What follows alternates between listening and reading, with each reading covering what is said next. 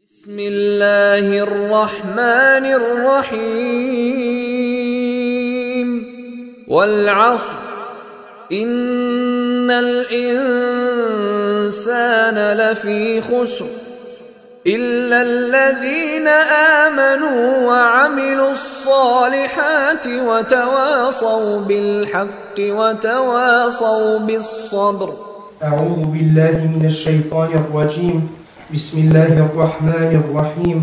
الصلاة والسلام على أشرف المرسلين نبينا محمد وعلى آله وصحبه أجمعين. وبعد.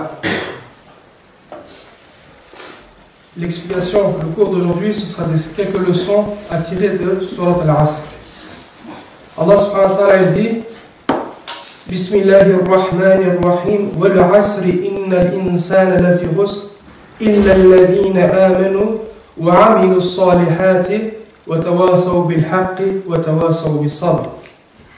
Dans la traduction approximative dans la langue française est par le temps l'homme est certes en perdition, sauf ceux qui ont cru et qui ont accompli de bonnes actions, qui s'enjoignent mutuellement à la vérité et qui s'enjoignent mutuellement à la patience ou à l'endurance.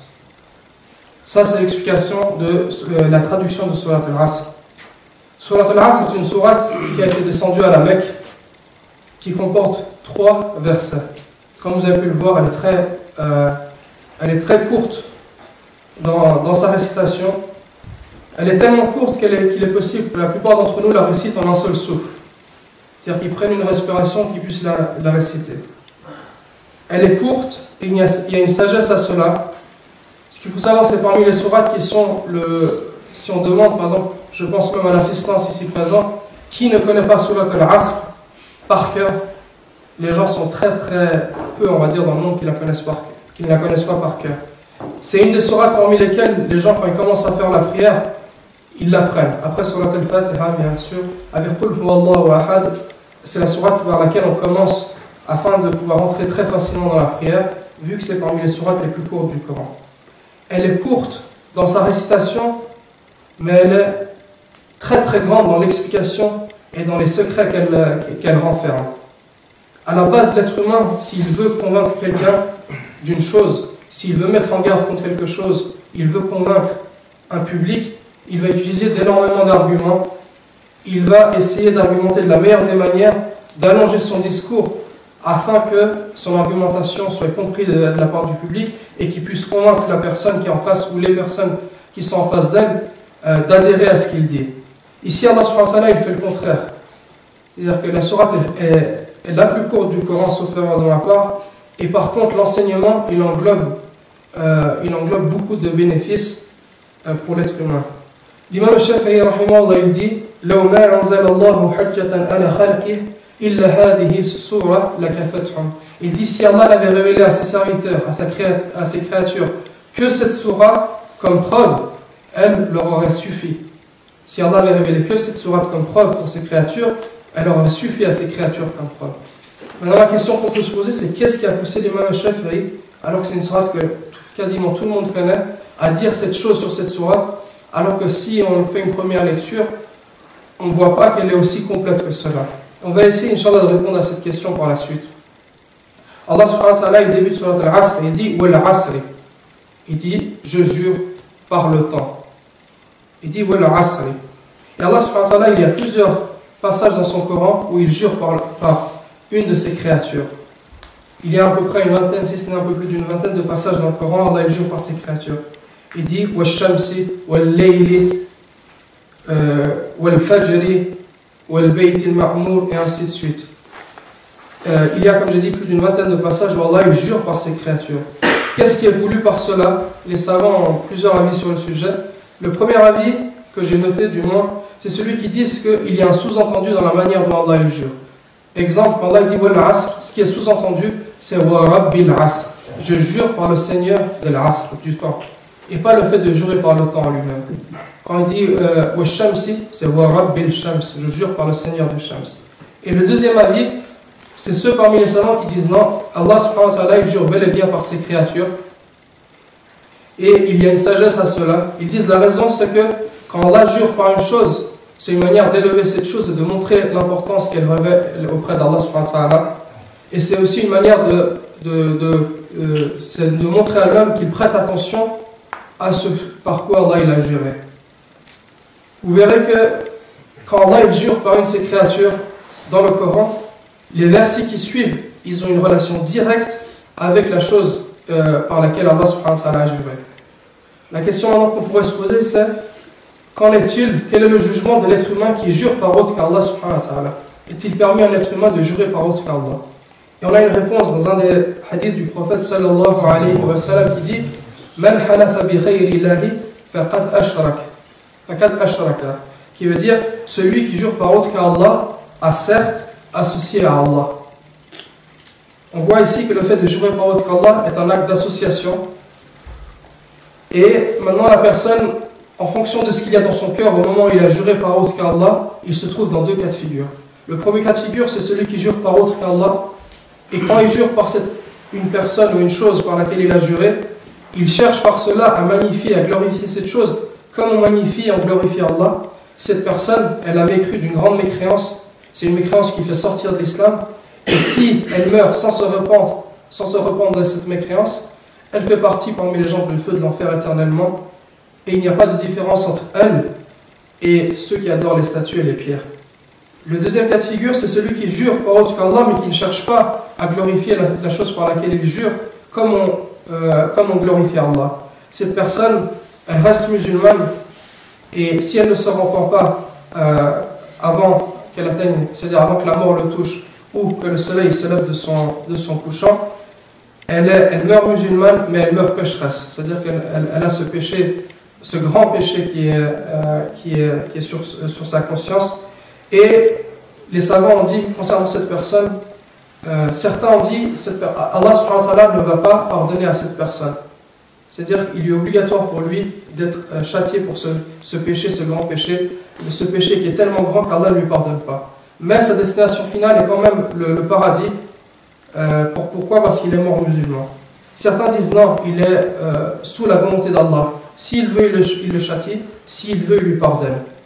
Et d'autres ont un avis qui est intermédiaire entre les deux. Ils disent celui qui avait l'habitude de continuellement tomber dans le petit shirk, et ceci, je ne sais pas si je l'ai dit plus tôt, mais se nomme le petit shirk, c'est-à-dire un shirk al-asghar.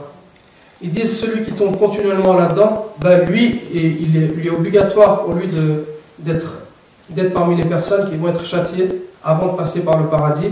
Et ils disent mais celui qui est tombé occasionnellement dedans, lui, il est sous la volonté d'Allah. S'il veut, il lui pardonne. S'il veut, il lui châtie. Maintenant, la question qu'on pourrait se poser, mais pourquoi Allah subhanahu wa ta'ala, alors il jure par autre que lui, s'il nous l'a interdit à nous? Et la réponse, elle est toute simple. Et c'est une réponse qui est la réponse à énormément de questions que l'être humain il se pose. Allah dit La yus'alu amma yaf'al wa hum yus'alun. Il dit il n'est pas interrogé sur ce qu'il fait, mais ce sont eux qui devront rendre des comptes. En gros, il n'appartient pas à l'être humain, à la créature, à toutes les créatures de demander à Allah que fait-il, pourquoi le fait-il. Il n'a pas à rendre des comptes à ces créatures, mais plutôt au contraire, c'est aux créatures de savoir que c'est eux qui vont rendre des comptes à Allah subhanahu wa ta'ala, donc qui se préparent à ce jour des comptes. C'est la même chose, c'est la même règle qu'on peut appliquer à ce sujet-là, mais à d'autres sujets encore. Une personne qui est des fois touchée par le destin d'Allah, qui est éprouvée par le destin et qui se pose la question mais pourquoi Allah m'a-t-il fait cela? Ou une personne par exemple qui se pose la question sur une obligation, mais pourquoi Allah a-t-il rendu obligatoire telle et telle chose, qui n'arrive pas à comprendre et qui se dit ça aurait été peut-être plus logique telle ou telle autre chose. Ou dans les jugements d'Allah, quand Allah subhanahu wa ta'ala, il a décidé que tel crime ou telle peine méritait telle peine, tel crime méritait telle peine, ben ça fait partie des sagesses d'Allah. Et la réponse à ceux qui se posent la question, c'est il fait ce qu'il veut et il n'a pas à rendre des comptes aux gens, mais plutôt ce sont eux qui rendent des comptes à Allah subhanahu wa ta'ala. Allah il jure par Al-Asr, il dit Wal Asr. Qu'est-ce que Al-Asr? Il y a trois avis majeurs de la part des savants du tafsir sur qu'est-ce que l'Asr. Le premier avis, c'est ceux qui ont dit Al-Asr, c'est le temps qui est après la prière du Dhuhr, après que le soleil est à son zénith, quand le soleil commence à décliner, quand il commence à se coucher, ce temps-là se nomme Al-Asr. Et ils disent c'est ce temps-là qui est voulu. Le deuxième avis, c'est ceux qui disent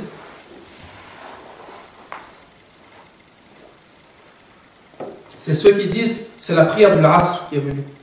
C'est-à-dire la troisième prière de la journée. Et Concernant ce sujet-là, Allah subhanahu wa ta'ala dit Hafidhu ala as-salawati wa salati al-wusta wa qumu lillahi qanitin. Il dit soyez assidus à vos prières. Les prières obligatoires, soyez fermes dans vos prières. Il dit et surtout la prière médiane. Et tenez-vous devant Allah, tenez-vous debout devant Allah en toute humilité, avec humilité. Maintenant, comment est-ce qu'on sait que c'est salat al-wusta? Il s'agit de la prière du Asr. Il y a un hadith qui est transmis par Ali ibn Abi Talib radiyallahu anhu, à l'époque où les musulmans étaient en guerre contre les coalisés. Pour ceux qui ne le savent pas, il fut une époque où les musulmans étaient à Médine et que certaines tribus juives de Médine, les Qurayshi et d'autres parmi les tribus des Bédouins se sont alliés ensemble, ils ont fait une coalition et ils sont venus attaquer la ville de Médine. Et ce jour-là, c'était une guerre qui était terrible pour les musulmans. Et donc Ali il dit, le prophète sallallahu alayhi wa sallam a dit, le jour des coalisés, Yawm al-Ahzab, ils nous ont occupés durant la prière médiane, comme cité plus haut dans le verset, salat al-wusta, et la prière médiane, salat al-asr, la prière du asr. Donc le prophète sallallahu alayhi wa sallam a dit, la prière médiane, c'est la prière du asr. Et il a dit par la suite, il a dit, qu'Allah remplisse leur maison, leur tombe de feu, dans le hadith. Ceux qui les ont occupés, qui sont-ils? Ce sont ceux qui leur ont fait la guerre. La guerre était tellement terrible qu'ils en ont oublié à faire la prière. Et ici on voit, je pense que tout le monde sait que la base du prophète dans toute situation, c'est qu'il était un homme miséricordieux, un homme bon, un homme pardonneur. En toute situation, quand on lit de la biographie du prophète, on voit qu'il avait de la compassion pour les gens et qu'il était prompt à faire miséricorde. Quand ils l'ont traité de menteur, il leur a pardonné par la suite. Quand ils l'ont combattu, il leur a pardonné. Quand ils ont voulu atteindre à sa vie en essayant de le tuer, il leur a pardonné. Quand ils l'ont fait sortir de la Mecque, il leur a pardonné. Quand ils ont trahi certains dans les situations, il leur a pardonné, il leur a pardonné et il leur a pardonné. Mais ici, le combat était tellement rude qu'ils n'ont pu prier la prière de l'Asr. Et par jalousie pour la religion d'Allah, et par jalousie par cette grande obligation qu'est la prière, le prophète a maudit ces gens-là, c'est-à-dire ces associateurs, parce qu'il les a empêchés de faire la prière du Asr. Et ça, c'est pour la prière de l'Asr. Qu'en est-il pour une personne? Et là, le prophète il était en temps de guerre. C'était un temps terrible dans lequel l'homme est entre la vie et la mort. Il ne reste pas grand-chose entre lui et la mort. Mais son souci était quand même de faire la prière. Maintenant, la question qu'on pourrait se poser, qu'en est-il de l'homme qui vit en sécurité, qui mange de la nourriture qu'Allah lui donne, qu'il boit de la boisson qu'Allah lui donne, qui se vêtit des vêtements qu'Allah lui donne, et qui, alhamdulillah, tous ces bienfaits qu'on ne saurait dénombrer, parmi lesquels nous, ici présents, nous avons, et qui, malgré tout ça, il n'est pas question d'une prière, mais il ne fait pas ses prières. Ça, c'est une question qu'on pourrait se poser. Le prophète, pour une prière qu'il n'a pu faire avec une excuse valable en temps de guerre, il avait de la jalousie vis-à-vis de cette prière. Qu'en est-il pour la personne qui ne fait pas ses prières ou ne fait pas toutes ses prières? Le troisième avis concernant Al-Asr, et je jure par Al-Asr, c'est Ad-Dahr ou Al-Waqt. Ils disent c'est le temps. Allah subhanahu wa ta'ala a juré par le temps à lui-même. Et ce troisième avis, il est général, il englobe les deux précédents. Parce que les deux précédents, ils concernaient un temps restreint, et celui-là, il concerne tout le temps qui passe. Allah subhanahu wa ta'ala, il jure par le temps, c'est le temps qui s'écoule. C'est le temps durant lequel les serviteurs, ils œuvrent. Ceux qui doivent aller au paradis, ils œuvrent parmi les œuvres des gens du paradis. Et ceux qui sont voués au feu de l'enfer, ils vont œuvrer les œuvres du feu de l'enfer. Et ce temps-là, en fait, Allah subhanahu wa ta'ala, il nous demande de prêter attention. Pourquoi? Parce qu'il a juré par lui. Donc à chacun d'entre nous de prêter attention au temps qui passe. Allah subhanahu wa ta'ala, dans un verset, il dit Inna fi ikhtilafi al-layli wan-nahari wa ma khalaqa Allahu fi as-samawati wal-ard la ayat liqawmin yattaqun. Il dit certes dans la succession de la nuit et du jour, la succession de la nuit et du jour, c'est le temps. Une nuit qui succède à un jour qui succède à une nuit. Ce qui est voulu, c'est le temps. Certes, dans la succession de la nuit et du jour, dans ce qu'Allah a créé dans les cieux et sur la terre, il y a des signes pour les gens qui le craignent.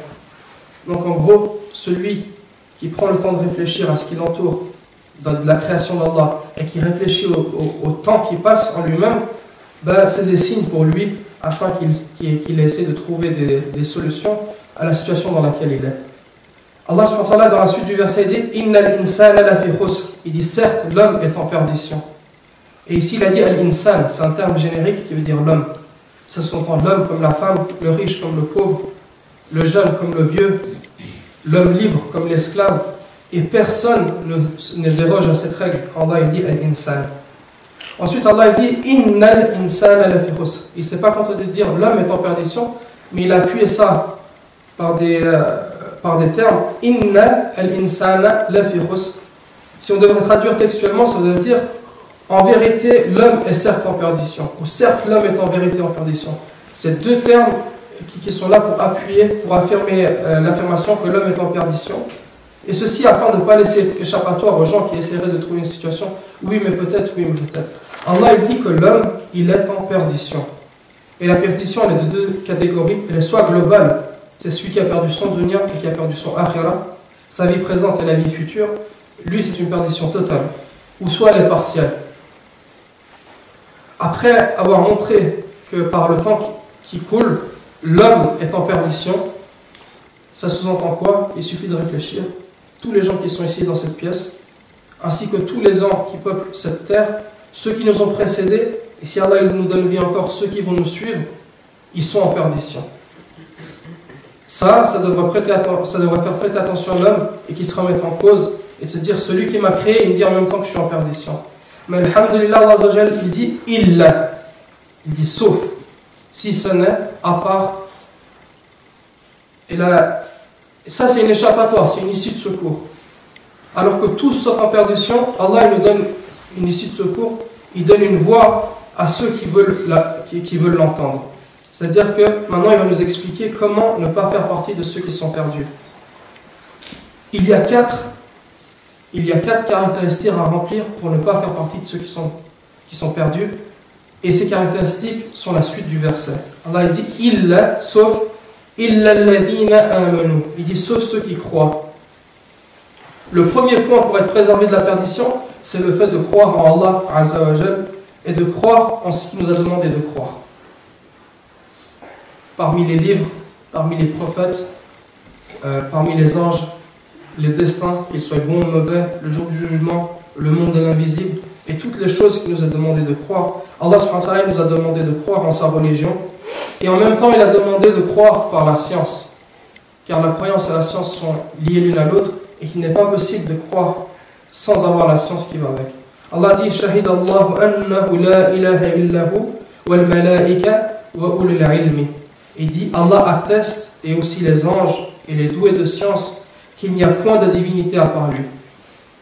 C'est-à-dire la croyance, Allah il atteste la propre croyance du tawhid, que nul mérite l'adoration si ce n'est lui. Mais il a fait en même temps, il a honoré les anges car il les a fait attester en même temps que lui dans le même verset. Et en même temps il a fait attester ceux qui détiennent la science, les doués de science, que nul mérite l'adoration si ce n'est lui. Dans un autre verset il dit Yarfa'illahu alladhina amanu minkum walladhina utul ilma darajat.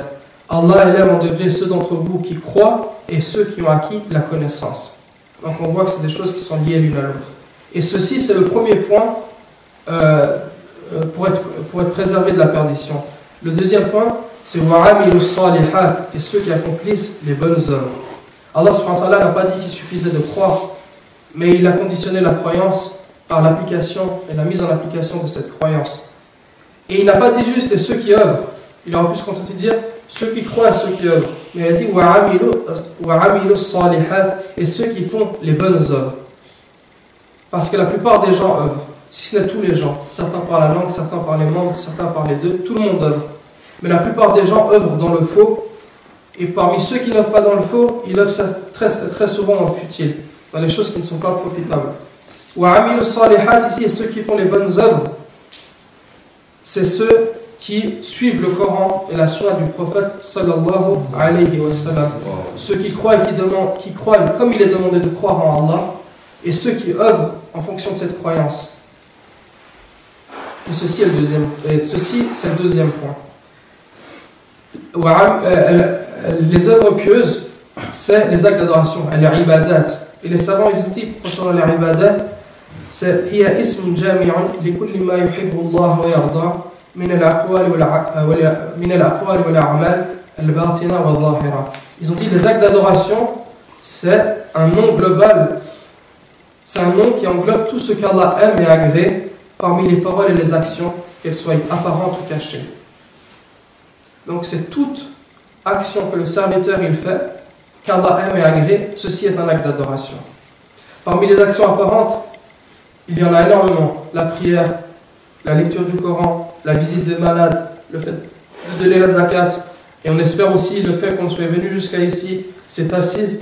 Tout ça, ce sont les actes d'adoration apparents. Les actes d'adoration apparents, c'est ceux qui se font par la langue et ceux qui se font par les membres du corps. Parmi les actions cachées, c'est celles qui sont contenues dans le cœur du serviteur, telles la croyance, l'amour d'Allah et l'amour en Allah, la crainte d'Allah, l'espoir, la sincérité, la patience face au destin d'Allah et ainsi de suite. Tout ça, ce sont des actes qui sont cachés. Et les actes qui sont apparents ou cachés, ils sont très nombreux. Ce qu'il faut savoir aussi, comme on l'a dit, c'est les paroles et les actions qu'Allah aime et agrée. Et pour qu'Allah aime et agrée une action, on ne cessera de vous le répéter. Vous verrez que quasiment dans tous les cours, cette chose revient, mais c'est le fait de se conformer au livre d'Allah, à la sunna de son prophète, sallallahu alayhi wa sallam, et à la compréhension qu'avaient les premiers musulmans de ces deux sources-là. L'homme, en croyant conformément et en mettant en application cette croyance, il a sauvé sa propre personne. Avec cela, comme le frère Abdullah il l'a cité dans le cours d'hier, il a sauvé sa propre personne. Mais Allah subhanahu wa ta'ala, il ne lui demande pas de s'occuper que de sa propre personne, mais plutôt l'homme, une fois qu'il a été sauvé de la perdition, il a le sort de toute l'humanité entre ses mains. Car si lui-même est sauvé et qu'il regarde autour de lui, les gens ne sont pas sauvés, eh bien il se passe quelque chose dans son cœur qui l'empêche d'être tranquille, s'il est sincère pour Allah subhanahu wa ta'ala. C'est pour ça qu'Allah subhanahu wa ta'ala dit dans la suite du verset وَتَوَاصَوْا بِالْحَقِّ, et il dit, et ceux qui s'enjoignent mutuellement à la vérité. Et ceci est le troisième point. C'est le troisième point, c'est-à-dire appeler les gens à ce quoi on est. Une fois que la personne est sauvée elle-même, son rôle, son but, c'est d'aller chercher les autres et de les appeler. Donc ceux qui s'enjoignent mutuellement à la vérité. Allah dit وَلْتَكُمْ مِنْكُمْ أُمَّةٌ يَدْعُونَ إِلَى الْخَيْرِ وَيَأْمُرُونَ بِالْمَعْرُوفِ وَيَنْهَوْنَ عَنِ الْمُنكَرِ وَأُولَٰئِكَ هُمُ الْمُفْلِحُونَ. Que soit issue de vous une communauté qui appelle au bien, ordonne le convenable et interdit le blâmable, car ce seront eux qui réussiront. Donc là, Allah subhanahu wa ta'ala, après avoir été ferme dans notre croyance et la mise en pratique, il nous enjoint à appeler à sa religion, afin d'être parmi les gens qui sont. Il dit il dit ce sont certes eux qui réussiront. La question qu'on pourrait se poser, c'est comment appeler les gens? Comment appeler les gens à ce sur quoi on est? Allah il dit ud'u ila sabili rabbika bil hikmati wal maw'idati al hasana wajadilhum billati hiya ahsan. Il dit par la sagesse et la bonne exhortation, appelle les gens au sentier de ton Seigneur et discute avec eux de la meilleure des façons. Et c'est ce qui nous est demandé dans les temps actuels, c'est d'appeler les gens par la sagesse et la bonne exhortation et de discuter avec eux de la meilleure des manières. Une fois qu'on a appelé les gens à cela, ça c'était le troisième point. Le dernier point, c'est la patience. Il dit il dit et ceux qui s'enjoignent mutuellement à l'endurance. Pourquoi l'endurance après l'appel? Tout simplement parce qu'il y a deux cas de figure. Le premier cas de figure, c'est ceux qui répondent à cet appel. Ceux qui acceptent l'appel de l'islam, la vérité, ben ceux-là sont les bienvenus et on va leur enseigner par la suite ce qui leur est demandé et les gens vont commencer à pratiquer entre eux. Et comme toute vie, il y aura des épreuves, qu'elles soient dans la foi, tantôt la foi basse, tantôt la foi haute, ou qu'ils soient dans des épreuves liées au destin d'Allah. Et Allah Azza wa Jalla nous a demandé dans ce contexte de patienter. Et la patience, elle est de trois catégories. Elle se divise en trois catégories. La première, c'est se maîtriser dans l'obéissance à Allah. Allah nous a rendu des choses obligatoires. La patience face à cela, c'est le fait d'effectuer ce qu'il nous a demandé.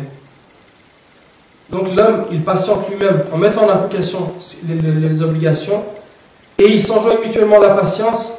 Quand on voit chez son frère des fois certains défauts, quand il y a des manquements vis-à-vis de certaines obligations, ben on va l'appeler à remplir ses obligations. Comment? Comme on l'a vu dans le verset précédent, avec la sagesse et ce qu'il va avec. Le deuxième point concernant la patience, c'est se maîtriser face à la désobéissance à Allah. Patienter pour se maîtriser face à la désobéissance à Allah. Et ceci, c'est la même chose, c'est l'opposé du premier point. c'est quand l'âme, elle pousse le serviteur à être désobéissant, à délaisser les obligations, à faire des péchés. Là, l'homme, il doit être patient, rectifier son âme et délaisser cette chose-là. Et ceux qui s'enjoignent mutuellement à la patience, parmi les croyants entre eux, c'est ceux, dans ce point-là, c'est ceux qui appellent, quand on voit un défaut chez son frère, des manquements ou qui tend vers les péchés, on le rappelle à revenir au juste milieu. Et le dernier point, c'est s'empêcher de se lamenter face au destin, face au décret d'Allah. C'est une fois qu'on a été éprouvé par le destin d'Allah, et on peut être éprouvé de différentes manières. Des fois c'est la maladie, des fois on est éprouvé dans la richesse, comme on a dit, dans la santé, dans la richesse. Certaines personnes sont éprouvées, elles n'ont pas d'enfants. D'autres personnes sont éprouvées par la mort d'un proche, par la guerre ou autre. Ceci fait pleinement partie du destin d'Allah. Et il est demandé de ne pas se lamenter. La patience, dans ce contexte, c'est pas se lamenter. C'est pas se plaindre du Créateur aux créatures. Ça ne veut pas dire forcément ne pas avoir de douleur ou de choses dans le cœur, mais c'est ne pas se plaindre du Créateur aux créatures. Et ce sujet-là, la patience, elle mériterait un cours en lui-même. J'espère, Inch'Allah, si Allah nous prête vie, et que l'année prochaine on est encore là, ou dans d'autres circonstances, qu'un des frères ici présents parmi les étudiants, il le prendra et il le traitera de la meilleure des manières, parce qu'il mérite vraiment un cours en lui-même.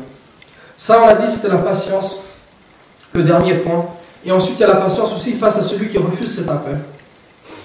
L'homme, quand il refuse cet appel, il peut être un homme parmi les simples hommes, il dit non, écoutez, j'ai bien compris le message, mais ça ne m'intéresse pas. Lakum dinukum waliya din, à moi ma religion, à vous votre religion. Il n'y a pas de souci à cela. Il a voulu être parmi les perdants, il n'y a aucune contrainte en religion. Mais il y a aussi une catégorie de gens, ce sont ceux qui, après avoir entendu le message de l'islam, en sachant très bien ce qu'il implique, ont décidé d'être les ennemis déclarés de ce message. Et il y en a eu dans toute l'histoire islamique. Allah subhanahu wa ta'ala dit وَكَذَلِكَ جَعَلْنَا لِكُلِّ نَبِيٍّ عَدُوًّا مِنَ الْمُجْرِمِينَ. Il dit c'est ainsi que nous désignons pour chaque prophète un ennemi parmi les criminels. Chaque prophète a eu son lot d'ennemis. Pourquoi? Par rapport au prêche qu'il avait. Et ça, Allah, ça fait partie de la sagesse d'Allah qu'il a mis des ennemis sur son chemin. Là aussi, il nous est demandé de patienter face à cela, face à cette prêche, par rapport à ses ennemis. Il y a un verset qui va venir, et je vous invite à le méditer. Allah subhanahu wa ta'ala, il dit à son prophète, sallallahu alayhi wa sallam, il dit Inna nahnu nazzalna alayka al-Qur'ana tanzila. Il dit, en vérité, c'est nous qui avons fait descendre sur toi le Coran de manière graduelle. Ici, nous avons le Créateur des cieux et de la terre qui a fait descendre sur la meilleure des créatures le Coran. Et ça, c'est un honneur que d'être cité de cette manière par Allah. Pourquoi? Parce que c'est le dernier des livres, la dernière des législations. Et lui, le prophète sallallahu alayhi wa sallam, il a été honoré par ce livre. Et que l'entrée du paradis et l'entrée en enfer dépend de la suivi de cet homme. Allah lui dit donc Inna nahnu nazzalna alayka al-Qur'ana tanzila. On pourrait se poser la question, mais quel est le verset qui vient après? Est-ce qu'Allah lui dit eh bien sois heureux ya Muhammad, réjouis-toi de cela, remercie Allah pour ce bienfait? Le verset qui vient tout de suite c'est Fasbir li hukmi rabbik. Endure donc ce que ton Seigneur a décrété. Ça, ce verset, il prête vraiment à réfléchir pour tous les serviteurs. Pourquoi? Parce que nous sommes aussi parmi les gens qui sont touchés là-dedans, car on est la communauté de Muhammad sallallahu alayhi wa sallam. Donc Allah, il a dit à son prophète, le meilleur des hommes, il a dit on a descendu sur toi le Coran, patiente donc concernant le décret de ton Seigneur. Pourquoi? Parce que c'est une grande affaire que de faire partie de cette communauté. Et donc toute personne qui appelle à ce Coran, qui se conforme à ce Coran et qui appelle, il lui sera demandé de patienter. Pourquoi? Car il y aura des répercussions, il y aura des persécutions qui vont s'abattre sur lui. Et ça, c'était le dernier point concernant Surat al-Asr. Ibn al-Qayyim, rahimahullah, il dit concernant Jihad al-Nafs, la lutte contre l'âme qui appelle l'homme aux choses mauvaises, il dit elle comporte 4 étapes. Le fait de lutter contre l'âme, ça comporte 4 étapes. La première des étapes, c'est lutter contre son âme afin qu'elle apprenne la droiture et la religion de la vérité. En gros, ça rejoint le premier point qui était le fait de croire et d'apprendre comment croire. Il dit la deuxième étape, c'est lutter contre son âme pour qu'elle mette en pratique ce qu'elle a appris. C'est lutter contre son âme. C'est le deuxième point qui était la mise en pratique. Il dit la lutte contre l'âme, jihad al-nafs. Le troisième point, c'est lutter contre elle, son âme, pour qu'elle invite les autres à la religion d'Allah et l'enseigne à qui l'ignore. Et le troisième point, c'est lutter contre son âme pour qu'elle patiente face aux difficultés de la prédication. J'ai résumé les paroles d'Ibn al-Qayyim. Donc ici, on voit que pour la lutte de l'âme, elle se fait par 4 niveaux, les mêmes qu'on a cités dans Surat al-Asr. Et il dit, si ces 4 étapes sont parfaitement respectées par le musulman, il fera alors partie des Rabbaniyoun. Et qu'est-ce qu'un Rabbaniyoun? Un Rabbaniyoun, ça vient du verbe Rabba yurabbi, c'est le fait d'éduquer et d'élever les gens. Et le savant Rabbani, le savant éducateur, c'est celui qui inculque les gens les bases de la religion avant de rentrer dans les sujets les plus complexes. Ici, après avoir écouté toute l'explication de Surat al-Asr, je pense qu'on comprend la profondeur de la parole de l'imam Shafi'i au début de la parole qui a dit si Allah n'avait révélé que cette sourate comme preuve pour ses serviteurs, pour ses créatures, elle leur aurait suffi. Tout simplement parce que si l'homme il lit Surat al-Asr, la médite et il essaye de chercher il voit qu'il y a un souci, qu'il y a la perdition, il voit qu'il y a une solution, la porte de secours, comme j'ai dit, c'est illa et ce qui suit, sauf et la suite, cette issue de secours, l'homme, s'il est intelligent, il va commencer à appliquer cette sourate. Et pour terminer, Ibn Kathir, il dit dans son tafsir, il rapporte que les compagnons du prophète sallallahu alayhi wa sallam, ils avaient l'habitude, quand ils étaient ensemble, avant de se séparer, avant même de se passer le salam pour se séparer, ils se restituaient mutuellement Surat al-Asr. Un d'entre eux restait Surat al-Asr avant de se séparer, afin qu'ils tirent profit de cette sourate. وهذا وصلى الله على نبينا محمد والله أعلم. بسم الله الرحمن الرحيم والعصر إن الإنسان لفي خسر إلا الذين آمنوا وعملوا الصالحات وتواصوا بالحق وتواصوا بالصبر